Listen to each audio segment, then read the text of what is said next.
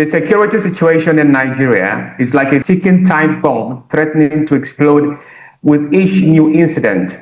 Recently, the country has been rocked by a series of alarming events.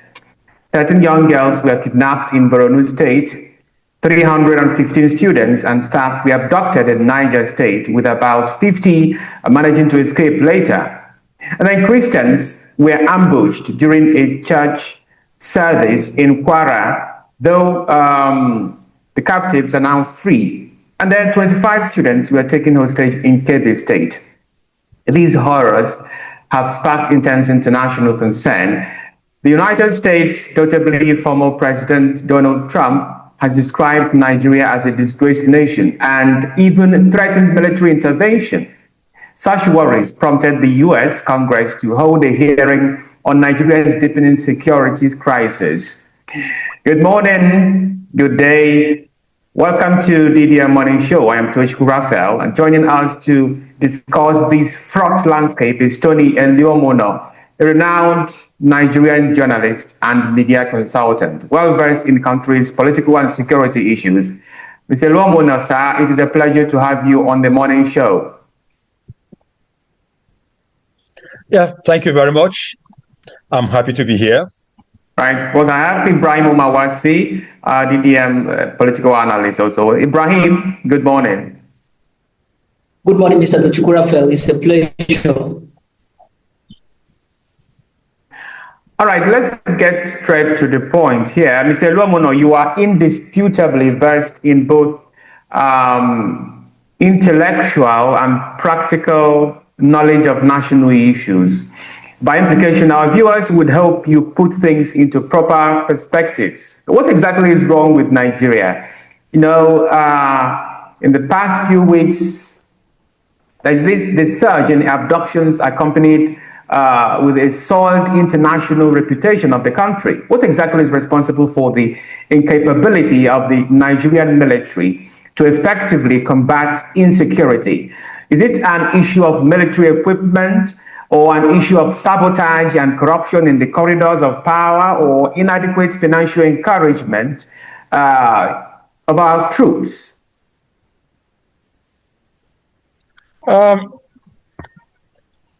You need to, your questions are packed. First was, what is wrong with Nigeria? Or is it with this, is it with that? Is it, can you make it more pointed?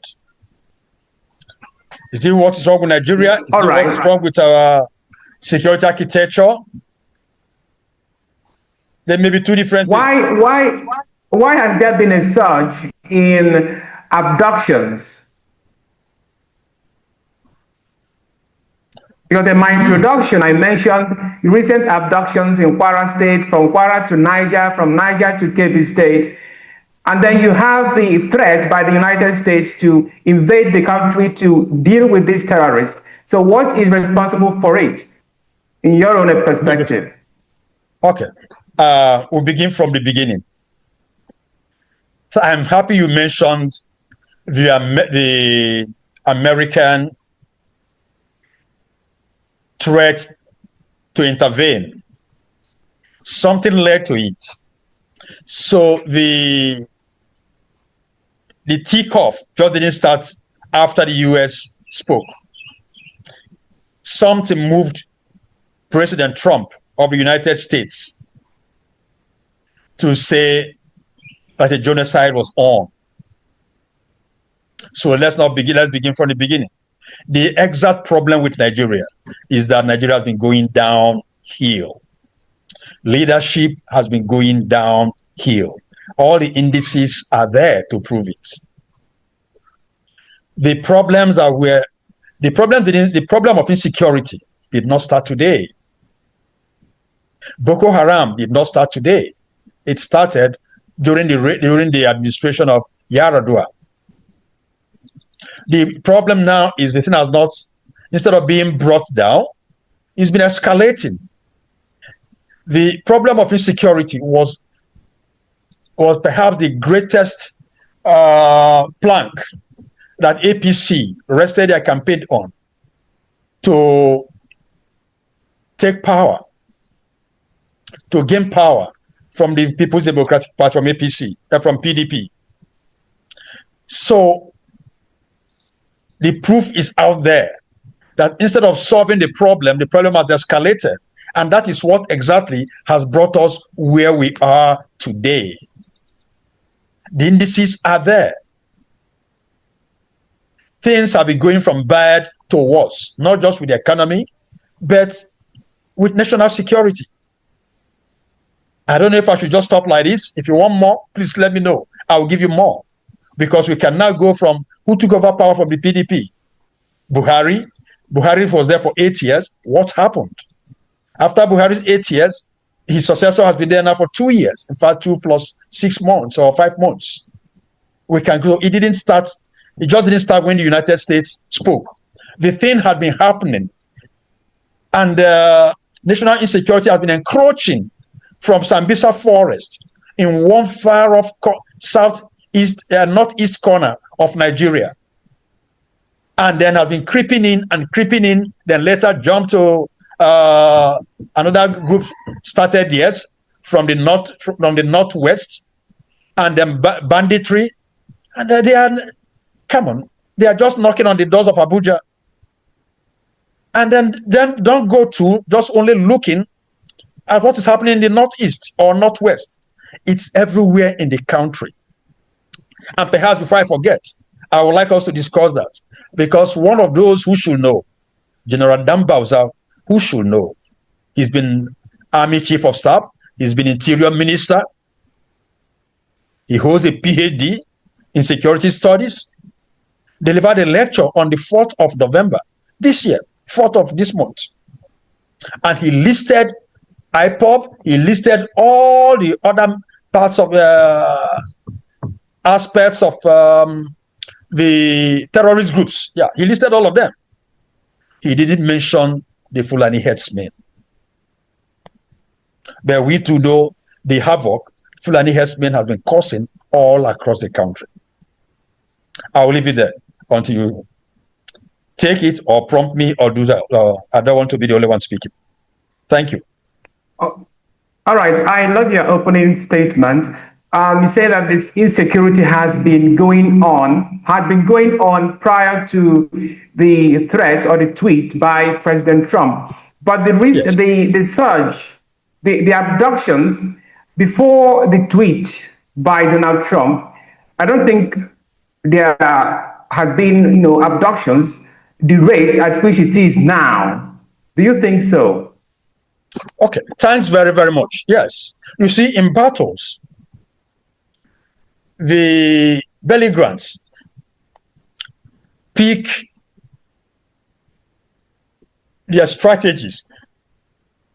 All I will say for this one is abduction has been the easiest way of raising funds for the groups. I will just say the groups are actually preparing to dig down, to hunker down in the bunkers in preparation for the American, whatever could come from the U.S. They will need money to buy new armaments, the kind of armaments they think that they will require to face the United States. They may prepare for a long, that the Nigerian military may actually move against them now to convince the U.S. not to move. And the easiest way to do that is to raise funds. There is no the easiest way to raise funds is to abduct school children, because the Nigerian government, they have been used to Nigerian governments paying them huge sums of money, huge sums. And I'm sure by now, negotiations may have started. So if they have used to being negotiated with instead of being fought to the death and freeing our girls, come on. They will continue doing that. That's what they are doing now. It's the easiest way to raise money. It's like you asking me, why did they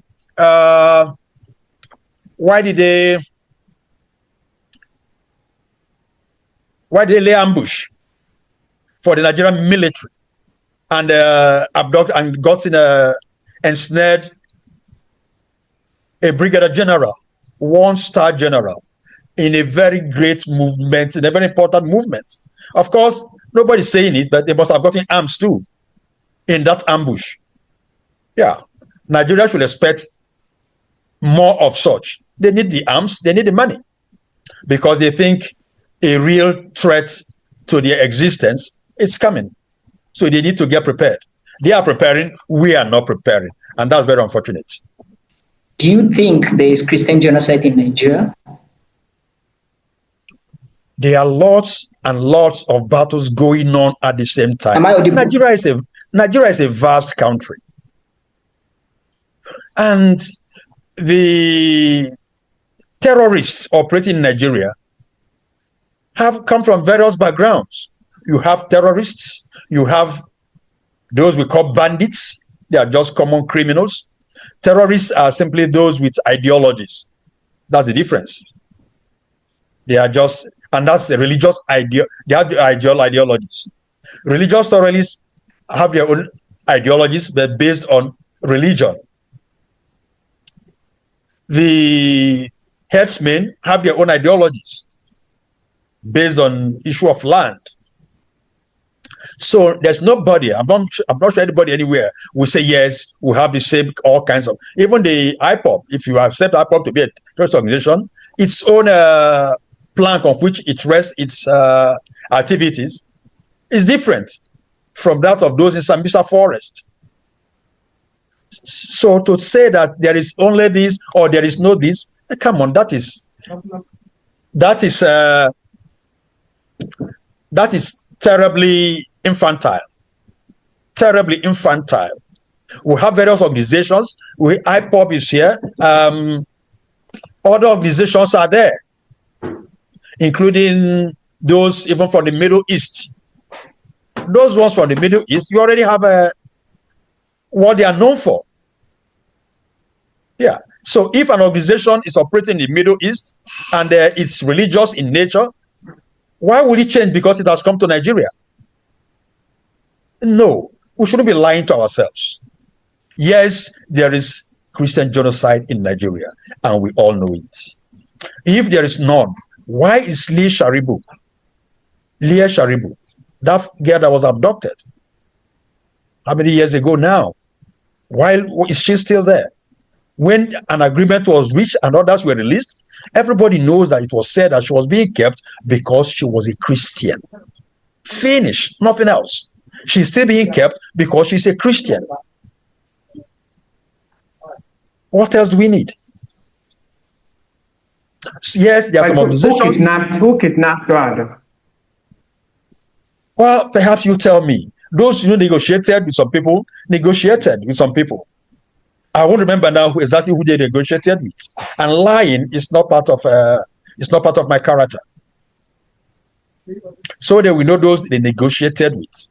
But it was reported that she was not released simply because. Thank you very much. I'm so interested in your response. No, that she refused to change her belief from Christianity to Islam. So she refused to convert. Religion. A common thief doesn't ask for that. That is totally religious. Yeah, yes, sir. Yes, sir. That's true, because clearly there are some groups in Nigeria, like ISWAP and Boko Haram, who clearly, according to their charter, they are advocating for religious. Beautiful. So telling ourselves that there is no religious terrorist organization in Nigeria is a blatant lie. But what I have disagreement to you is the conclusion of your statement, because I 100% agree on the basics of your statement that the issue of insecurity in Nigeria is multifaceted, and you can't just jump into one conclusion, because if we jump into one conclusion, you don't solve the problem, but rather helping the diseases. For example, if we focus on Boko Haram and ISWAP alone, in the northeast we have Lakurawa, we have banditry, we have. But I've said that. I say you have very many organizations. Different motive. In the north central, We have religious clashes. We have communal clashes. We have these Haida people that are killing people. Should we accept the term Christian genocide from United States of America, that's the reason they want to come to Nigeria? Do you believe it is right for Nigerians to accept the term, since we are in agreement that there are a lot of players in Nigeria? So should we accept the premise that, yes, let me, just as there are many organizations fighting many wars or many battles in the same war, you've mentioned them.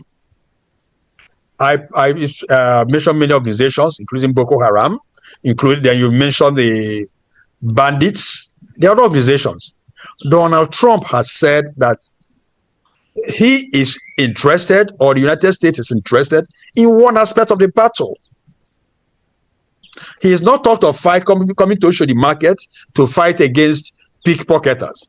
Don't we have pickpocketers? We have.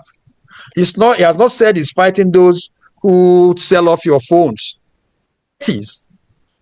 I remember clearly our foreign affairs minister, I didn't say head of state, went to the United States of America, and who hosted him? That was Joe Garber. Kissinger hosted him, the Secretary of State. The Secretary of State hosted him. That was under Moritola's regime. When Obasanjo took over, Jimmy Carter, American, brought a picture he took. Of course, Joe Garber was taller than Kissinger. The president, Murtala Mohammed, shook his hand and said, "Thank God, thank you. Thank you, may God bless you. For the first time, I've seen somebody looking down on Kissinger." Of course, that was a joke, but it told his story.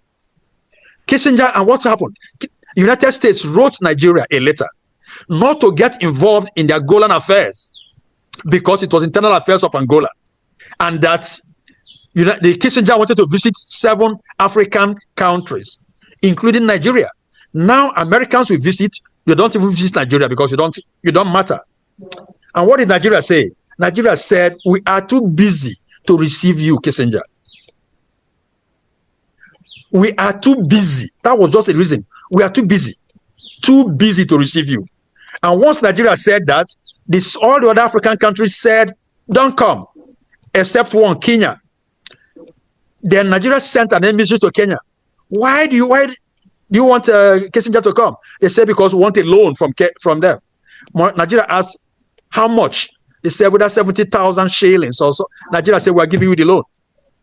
And all the 7 African countries, 1976, canceled the visit.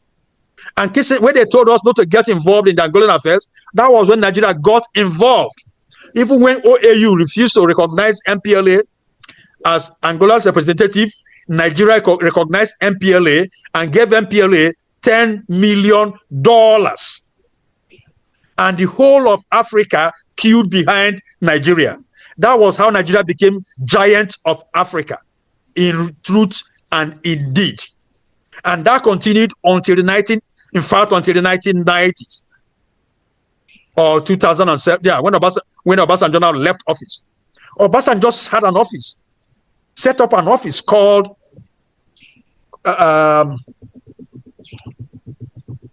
Conflict Resolution in Africa. Conflict Resolution in Africa. This ordinary me talking with you accompanied the person in charge, the late Ambassador Ralph Wetwe, to Congo to look for peace for that country. We went to Sierra Leone. We went to Ivory Coast. Yes. We went to Liberia. Now, do we do it? Now, another country, U.S., is talking about looking for peace in Nigeria. It's a shame. We have fallen so low. It's a shame. We should be ashamed of ourselves. So I'm not happy that an American president is saying that Nigeria is this and is coming to intervene. No. We should be intervening in other affairs. We were here how many months ago? There was a problem in a natural disaster in not just in Haiti, but in Jamaica. Nigeria did not raise a finger. My own country, Nigeria, did not send even if just ordinary 40 doctors to go and help our fellow blacks in the African diaspora called Jamaica. But Jamaica has never voted against Nigeria on international anything in international circles. When Nigeria boycotted the Commonwealth Games in New Zealand in 1976 or so, Jamaica boycotted with us. We are feeling the black world. We are feeling the black world. So if I got you correctly, you do not cherish the idea of U.S. invasion of Nigeria in any way, whether in terms of partnership or helping us with the military equipment, so we do the fighting ourselves. But don't get me wrong. I'm not saying Trump not to come or not to come. Yeah, I'm saying it is. Come on, before Trump ever said he wanted to come, it's because we have said how many times that we are clapped for these people. We are doing this under control. We have done this, even though it's not. Now we've now seen that all that. Instead of clapping, we should have been crying. We should have been ashamed of ourselves. Everybody now accepts there's a problem, and we're not talking about what the issues, the colors of the problem. But until Trump spoke, we didn't even know there was a problem. We didn't even address it. It's a shame. As I said, Leah Sharibu, a Nigerian, her mates were abducted, so that at least they knew those who abducted them. They negotiated and freed her mates and left her there simply because she said she wouldn't renounce Christianity and embrace Islam. And we left her there for how many years? And it has not become an issue in Nigeria. She's totally forgotten. All right, sir. Leah Sharibu was abducted by Boko Haram. Am I correct? I wouldn't know. I don't want to lie. All right. Now, but what I'm trying to say is that the source of disagreement or debate here is the insecurity in the North Central. Of course, everyone, all and sundry, agree that Boko Haram is specifically targeting Christians. Yeah. They are committing genocide. But what about insecurity in the North Central, in Kwara State? For example, what happened in Kwara State? In a church in Kwara State, would you attribute that to a religious orientation? First of all, I don't want to believe has any group accepted responsibility. No, not yet. But yes. From the picture of what we saw, because the gunmen stormed the church, abducted some people, and demanded later some amount of money. And today we have heard that all the captives have been freed. So would you say that these armed men, their motivation was religious? I told you that the moment Donald Trump spoke, the insurgents, whoever they are linked. We don't even know the multiple layers linking them together. Nigeria has a big duty, a very onerous duty on our hands. We have to know the link between a lot of these people. Which groups are acting independently? Which groups are subgroups? Which groups are related to the Maghreb region? Which groups have a link from Mali across the Sahel down to Niger and Chad, and then down to Nigeria? Which groups? I remember clearly. I'm saying this because I remember clearly. General Lieutenant General Gusso retired. He is alive, thanks be to God. He is alive. He warned then that with what was going on in Libya, he kept warning that arms, ammunitions, and armed men were coming down, moving down from Libya, and they were aiming towards Nigeria. Could we stop them? Nobody answered, nobody replied. I said, may God bless that man, General Gusso. He warned Aliu Gusso. He warned that these people were moving. They are coming down to this place. They are moving to this. They are now in Chad. They are now in... And you know what? As they were moving, the other countries were allowing them free passage.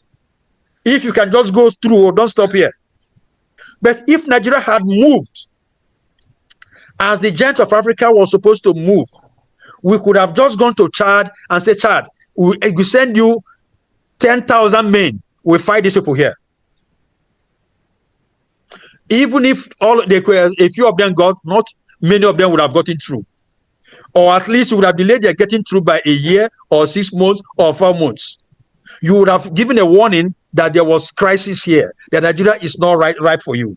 But unfortunately, any group that just wanted a fertile ground on which to germinate, take root, we choose Nigeria. Chad. Nigeria is more fertile for insurgency than Chad. Nigeria is more fertile for insurgency than Niger Republic. Nigeria is more fertile than Mali. Nigeria is more fertile than Burkina Faso. You see what those young men are doing there? Why is it so? So these are problems we need to tackle. Nigeria is my country. I love the big Nigeria. I don't want Nigeria dismembered. All right, sir. Yeah, all right, sir. You raised the issue of Libya, which I am interested in. You talk about the failure of the NATO countries, United States of America included, after they toppled the Gaddafi regime in Libya, which causes the influx of weapons to the Sahel and led to the creation of most of the terrorist organizations now in the Sahel. And just recently, I think around January, a congressman in the United States of America said it's unequivocally that United States of America is sponsoring Boko Haram, ISIS, and some terrorist organizations through USAID. So if United States of America causes the problem, then how confident are we in them solving the problem? Most especially considering their record of intervention across the world. We see at their intervention in Afghanistan, 20 years fighting Taliban, and now Taliban are the one governing Afghanistan. They intervene in Iraq under the pretense of weapon of mass destruction. Today, terrorists led the country. So they have a very worse track record of intervention. Instead of solving the issue, they worsen the issue. So my point and my question is, how confident are you with U.S. intervening in Nigeria while they cause the problem on one hand and they have a very terrible track record on the other? I will tell you it's totally. That one, the question and the answers are neither here nor there. Remember, I started off by saying that in the 70s and early 80s, that Nigeria stood stoutly against United States in world affairs. Come on, you may not remember it. You may not know. There was something called non-aligned nations. Nigeria was a staunch member of non-aligned countries. It was supposed to be a third force. You had United States, you had USSR, then you had the non-aligned countries. Now, we almost agree that whether US went into Afghanistan, whether it failed, whether in Libya it failed in your own estimation. It failed in your... what matters is US interest to the United States. What matters to me, to Tony Eluemunor, is Nigeria's interests. I told you that we stood against US when he consigned Angola And when Nigeria moved, when we moved it from there, from Angola to Mozambique, come on, the apartheid system had to go. Nigeria fought that battle. Nigeria led the battle. Nigeria went to Lancaster talks. Where is that Nigeria today? Why is that you're talking whether US comes in? US is after US interests. If US is coming here to get your oil or to remove China from mining your gold, even that gold, how much is gold contributing to our national coffers? Does Nigeria sell gold? Individuals sell gold, not Nigerians. US supports US interest. Nigeria should support Nigeria's interest. Finish. Soviet Union supports Soviet interest. So when the same US support, even Britain supported